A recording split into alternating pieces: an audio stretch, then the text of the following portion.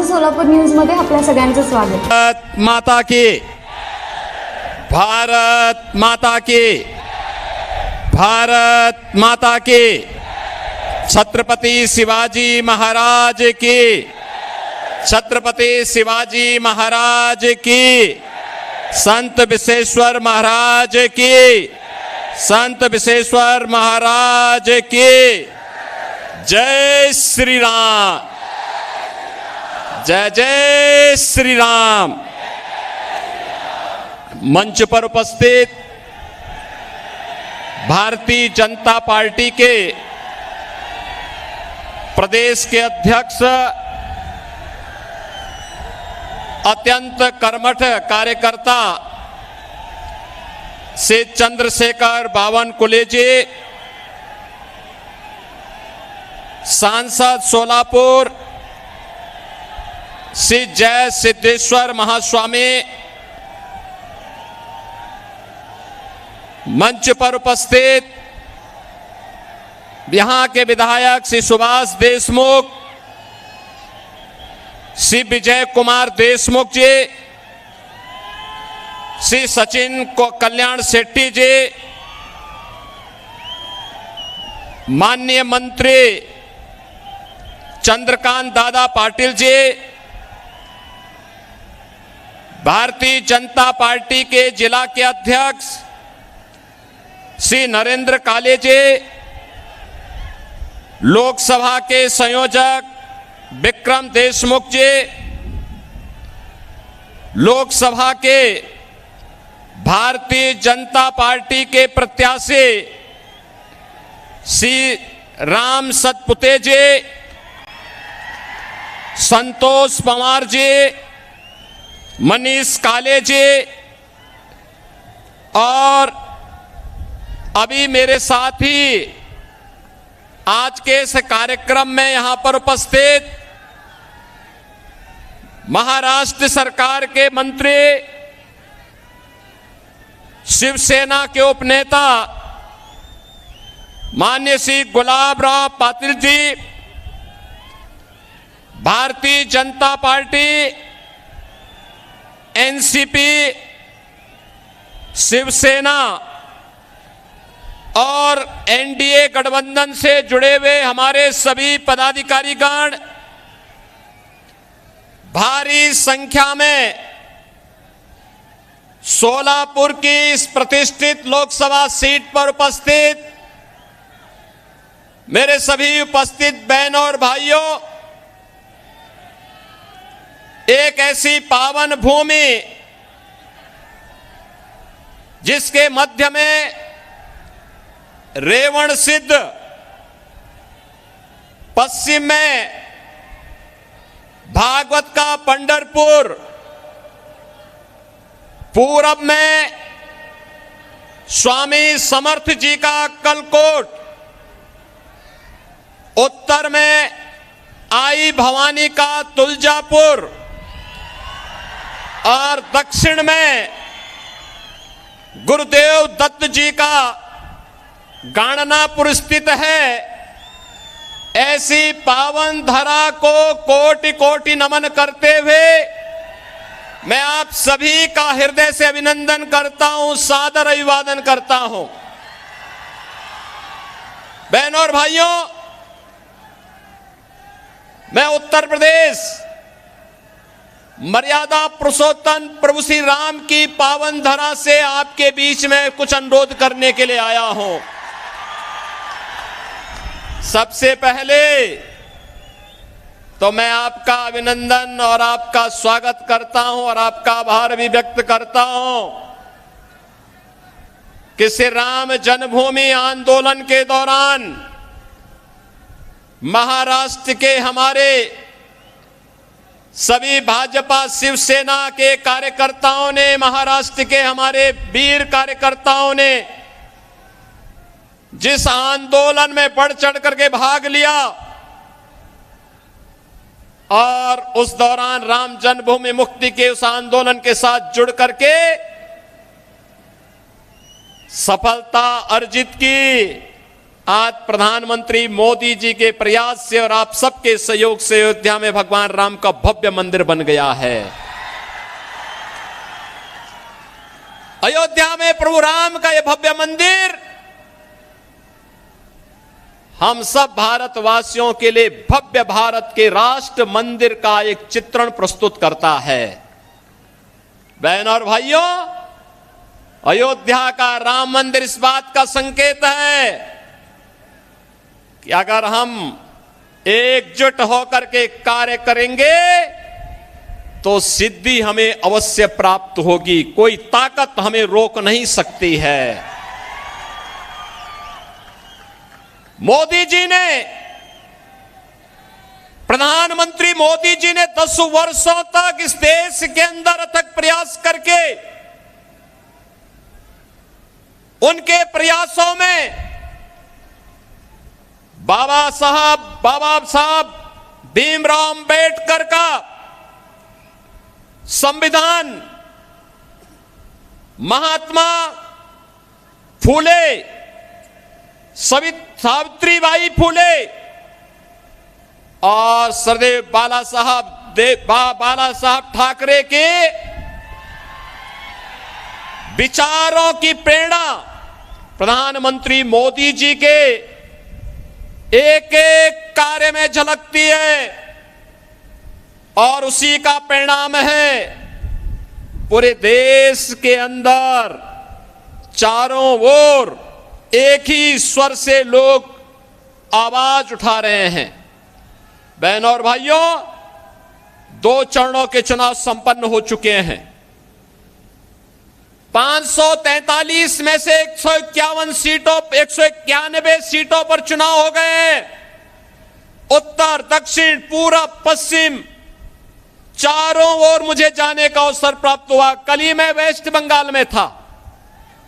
बहनों और भाइयों, मैं कह सकता हूं चारों ओर एक ही स्वर गूंज रहा है। अकेले उत्तर प्रदेश में 80 लोकसभा सीट है और चारों ओर एक स्वर से आवाज आ रही है कि फिर एक बार मोदी सरकार का, ये मोदी सरकार का जो स्वर गूंज रहा है वैसे ही नहीं गूंज रहा है। 10 वर्ष तक बाबा साहब भीमराव अंबेडकर के संविधान की पूजा करते हुए, महात्मा फूले के सामाजिक न्याय को अंगीकार करते हुए, सावित्रीबाई फूले के महिला सशक्तिकरण के अभियान को आगे बढ़ाते हुए और सरदेव बाला साहब ठाकरे के हिंदुत्व की प्रचंड ज्वाला को आगे बढ़ाते हुए जो सिंहनाद मोदी जी ने किया है, आज उसका परिणाम हम सबके सामने है। 140 करोड़ भारतवासियों का दुनिया के अंदर सम्मान बढ़ा है। भारत की सीमाएं सुरक्षित हुई हैं। एक सुरक्षित भारत किस रूप में सुरक्षित हुआ है? आज कोई भी देश, कोई भी दुश्मन भारत की सीमा का अतिक्रमण नहीं कर सकता। आतंकवाद, नक्सलवाद समाप्त। अगर कहीं जोर से पटाखा भी फूटता है तो पाकिस्तान पहले सफाई देता है कि मेरा हाथ नहीं है, क्योंकि से मालूम है ये नया भारत है, छेड़ता नहीं है। लेकिन अगर कोई छेड़ेगा तो फिर उसको छोड़ता भी नहीं है। ये नया भारत है। ये कांग्रेस के समय का भारत नहीं है कि कोई एक थप्पड़ मारता था तो वो कहता था अरे रुक जाओ यार, देखो कहीं माहौल खराब ना हो जाए। ऐसा नहीं है। अगर कोई थप्पड़ मारेगा तो जोरदार घूंसे से उसका जबड़ा तोड़ने की हिम्मत आज का भारत रखता है। और इसलिए बहनों और भाइयों, मैं आज आप सबको यही कहने के लिए आया हूं, डेवलपमेंट का कार्य मोदी जी ने 10 वर्ष में जो तैयार किया है, ये विकसित भारत की आधारशिला बन चुका है। भारत आज दुनिया की सबसे बड़ी उभरती हुई अर्थव्यवस्था के रूप में स्थापित हुआ है। कौन ऐसा सच्चा भारतीय होगा जो अपने देश को विकसित भारत के रूप में न देखना चाहता होगा?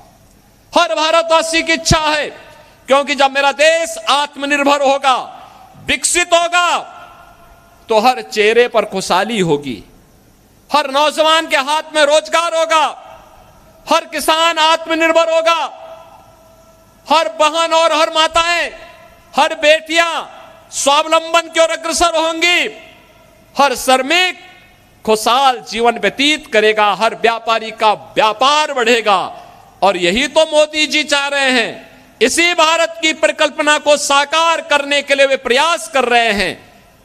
कांग्रेस ने तो गरीबी हटाओ का नारा दिया था, 65 वर्षों में गरीबी नहीं हटा पाए।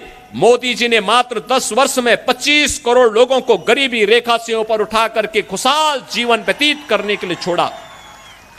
आज बहनों और भाइयों, पूरे देश के अंदर 80 करोड़ लोगों को फ्री में राशन मिल रहा है। 60 करोड़ लोगों को 5 लाख रुपए की आयुष्मान भारत की सुविधा मिल रही है।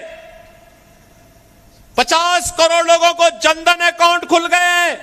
जो कांग्रेस पहले दिल्ली से आने वाले पैसे को, मुंबई से आने वाले पैसे को बंदर बांट कर देती थी, खा जाती थी, हड़प कर जाती थी, सेंधमारी करती थी, आज मोदी जी ने आपके लिए जनधन अकाउंट खोल दिया। पैसा सीधे उस अकाउंट में आएगा। कांग्रेस के लोगों को अब उसमें सेंधमारी करने का अवसर नहीं मिलेगा।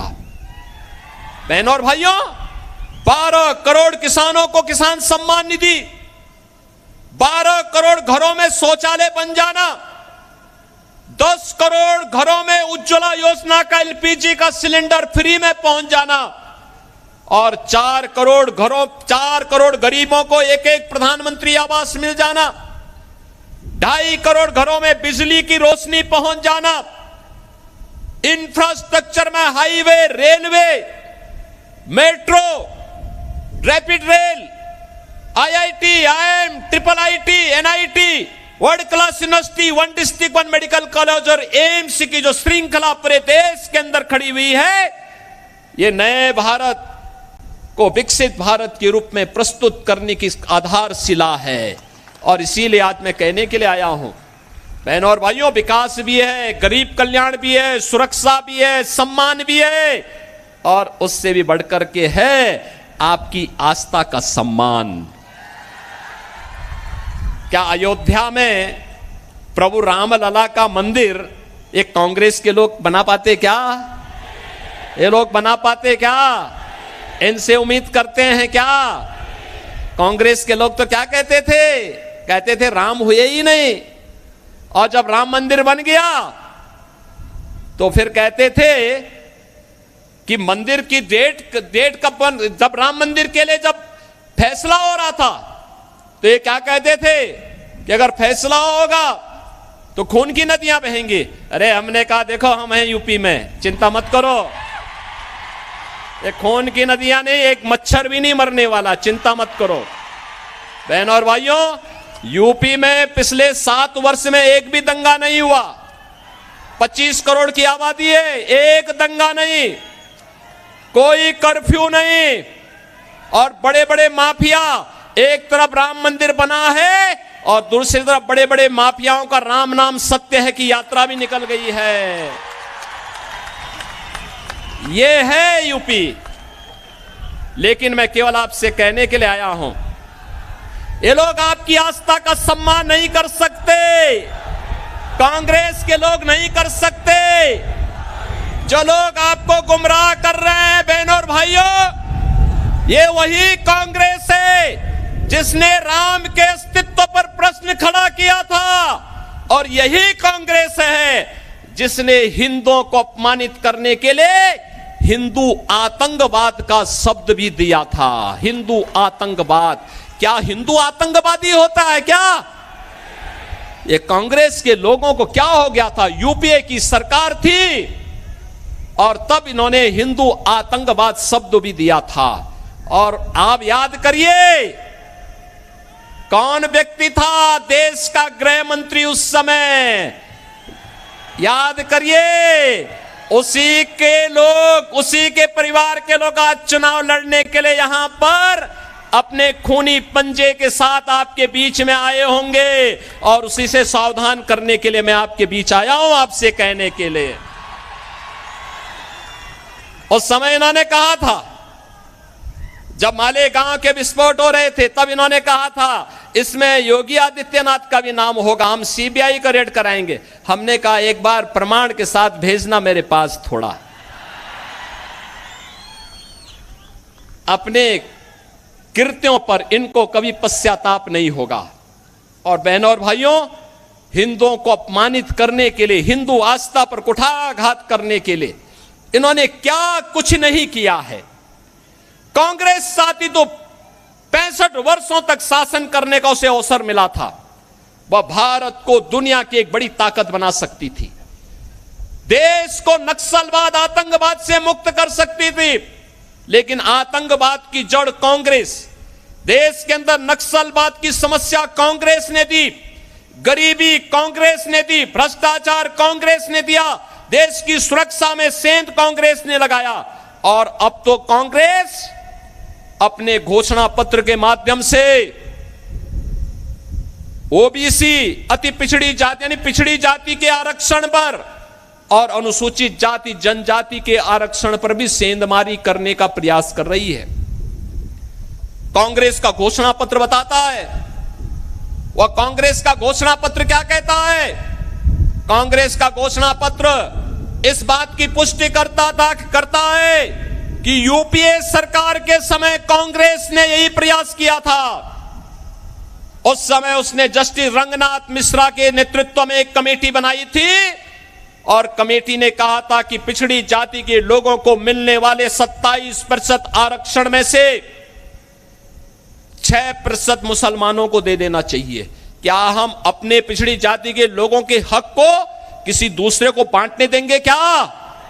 हिंदुओं का आरक्षण किसी को मिलना चाहिए क्या? और सच्चर कमेटी गठित करके इन्होंने मुसलमानों की कुछ जातियों को अनुसूचित जाति में शामिल करने का प्रयास किया था। वो तो भारतीय जनता पार्टी थी, विरोध किया था, तब ये बच पाया था। आज गुमराह कर रहे हैं कांग्रेस के लोग। ये अनुसूचित जाति, जनजाति और पिछड़ी जाति के आरक्षण में सेंध लगाने के लिए आज कांग्रेस ने साजिश रच दी है और इसीलिए अब वह तमाम प्रकार के झूठ का सहारा ले रही है। और बहनों और भाइयों, मैं इसीलिए आपसे कहना चाहता हूं, कांग्रेस के नेतृत्व में जो महागठबंधन बना है देश के अंदर, बहनों और भाइयों, ये देश की महासमस्या है। इस समस्या को जितनी जल्दी आप अपने से दूर कर पाएंगे, देश उतनी तेजी के साथ आगे बढ़ पाएगा। ये भारत के विकास का बैरियर है। ये आतंकवाद, नक्सलवाद की समस्या में सबसे बड़े बैरियर है। ये देश के अंदर आपको बांटेंगे। पहले कांग्रेस गुमराह करने के लिए क्या कार्य कर रही है, इसके लिए इसने आपको क्या एक झुंझुना पकड़ाया है।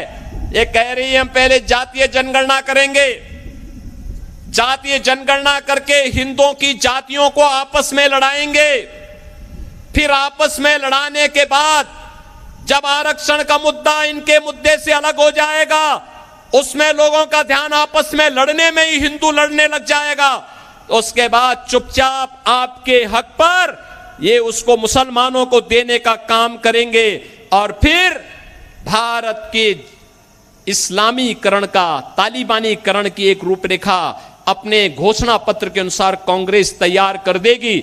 हमें कांग्रेस के इस मंसूबे को सफल नहीं होने देना है। बहनों और भाइयों, इस देश का फिर से मजहब के आधार पर बंटवारा नहीं होने देना है और इसके लिए चाहे कोई भी कुर्बानी देनी पड़े, हमें इसके लिए अपने आप को तैयार करना है और इसीलिए हम आए हैं। आज जो परिवर्तन आपको देश के अंदर देखने को मिल रहा है, ये परिवर्तन का नेतृत्व करता, इसके सारथी हैं देश के प्रधानमंत्री मोदी जी। और आज हमारा दायित्व बनता है 10 वर्ष तक बिना रुके, बिना डिगे, बिना झुके मोदी जी ने देश के विकास के लिए 24 घंटे 365 दिन लगातार 10 वर्ष तक काम किया है। और आज इसीलिए मैं आपसे अपील करने के लिए आया हूं, अगर मोदी जी अपने स्तर पर मेहनत करते हैं, कार्य करते हैं, देश के लिए सोचते हैं, नेशन फर्स्ट के लिए कार्य करते हैं, मोदी जी नेशन फर्स्ट की बात करते हैं और कांग्रेस और उनके गठबंधन के लोग फैमिली फर्स्ट की बात करते हैं। यही अंतर है। मोदी जी देश की बात करते हैं, वे परिवार की बात करते हैं। मोदी जी कहते हैं भारत को विकसित बनाएंगे, वे कहते हैं नहीं, हम भारत को बंटाधार कर देंगे, बांटना चाहते हैं देश को। क्या भारत को बांटने वालों का साथ देंगे क्या? बहनों और भाइयों, देश के अंदर जो सुरक्षा का माहौल है, देश के अंदर विकास का जो माहौल है, भारत का जो दुनिया के अंदर सम्मान बढ़ा है, मोदी जी नेतृत्व करता है, मोदी जी को श्रेय जाता है, लेकिन उससे बढ़कर का श्रेय आपको है, क्योंकि आपने मोदी जी पे विश्वास किया है। और इसीलिए इसके लिए मैं आपका अभिनंदन करता हूं और इसीलिए आपसे अपील करता हूं, आपका एक वोट, आपका एक वोट अगर गलत दिशा में जाता है, आतंकवाद का पुराना दौर वापस आ जाता है। लेकिन अगर भारतीय जनता पार्टी के पक्ष में जाता है, आत्मनिर्भर और विकसित भारत की परिकल्पना को साकार करता है, जहां राम मंदिर भी है, जहां बाबा साहब भीमराव अंबेडकर के पंचतीर्थ भी हैं, जहां पर भारत की आस्था के प्रतीक पूज्य संतों का सम्मान भी है, और जहां पर गांव गरीब सबके विकास की, सबका साथ और सबके विकास की भावनाओं के अनुरूप कोई नहीं कह सकता कि मोदी जी ने 10 वर्ष में किसी का चेहरा देखकर के योजना का लाभ दिया हो। भारत का नागरिक हो, जरूरतमंद हो, उनको योजना का लाभ मिलना चाहिए। मोदी जी ने पहले दिन कहा सबका साथ सबका विकास, तो सबका साथ और सबके विकास में कहां से बात आती है, कहां से संविधान बदलने की बात आती है? मोदी जी तो बाबा साहब भीमराव अंबेडकर के संविधान की पूजा करते हैं। याद करिए, जब भारत का नया संसद बन रहा था, मोदी जी बाबा साहब भीमराव अंबेडकर जी के संविधान को सिर पे रख करके लेके जा रहे थे, कह रहे थे हमारे भारत का सबसे पवित्र ग्रंथ है, स्वतंत्र भारत का सबसे पवित्र ग्रंथ है। क्या कांग्रेस के लोगों ने कभी यह काम किया? कभी नहीं किया, करेंगे भी नहीं। इन्होंने तो बाबा साहब भीमराव अंबेडकर का जितना अपमान कांग्रेस ने किया, किसी और ने किया ही नहीं होगा। और इसलिए बहनों और भाइयों, इनके बहकावे में आने की आवश्यकता नहीं। याद रखना, जिन लोगों ने राम मंदिर के मार्ग में रोड़े अटकाए हैं, जिन लोगों ने हिंदुओं को आतंकवादी कहा है, हमारा वोट अगर उनकी तरफ जाता है तो बहनों और भाइयों, आने वाली पीढ़ी कभी हमें माफ नहीं करेगी, कभी माफ नहीं करेगी। और इसीलिए मैं आपसे अपील करने के लिए आया हूं, पूरे देश के अंदर जो आवाज है, एक ही आवाज है, एक ही स्वर है, जो राम को लाए हैं हम उनको, जो राम को लाए हैं हम उनको लाएंगे। और मोदी जी 500 वर्षों के बाद प्रभु राम को अयोध्या में विराजमान कराए हैं। और इसीलिए मैं आप सबसे अपील करूंगा कि मोदी जी को फिर से हम देश की सत्ता सौंपेंगे, ये सोलापुर का संकल्प होना चाहिए। सहमत हैं? सहमत हैं? सभी लोग सहमत हैं? श्री राम भाई सतपुते को भारी बहुमत से विजयी बना के भेजेंगे, लेकिन आपको घर घर जाना पड़ेगा, मोदी जी का प्रतिनिधि बनकर के जाना पड़ेगा। जाएंगे? श्री चंद्रशेखर बावन कुलेज जी का प्रतिनिधि बनकर के जाना पड़ेगा। जाएंगे? श्री देवेंद्र फडणवीस का प्रतिनिधि बनकर के जाना पड़ेगा। जाएंगे? मुख्यमंत्री शिंदे जी का प्रतिनिधि बनकर के जाना पड़ेगा। जाएंगे? सभी लोग सहमत हैं? बहनों और भाइयों, आप अगर जाएंगे, भारी बहुमत से विजयी बनाएंगे, तो आपको भी हम आश्वासन देते हैं, जैसा परिवर्तन आपको यूपी में दिखाई दिया है, वैसे ही परिवर्तन पूरे देश के अंदर भारतीय जनता पार्टी सरकारों के अंदर देखने को मिलेगा। सहमत है ना? सभी लोग सहमत हैं? तो फिर मेरे साथ बोलेंगे, भारत माता की, भारत माता की। माझं सोलापूर न्यूज या यूट्यूब चॅनलला सबस्क्राईब करा आणि बेल आयकॉन प्रेस करायला विसरू नका।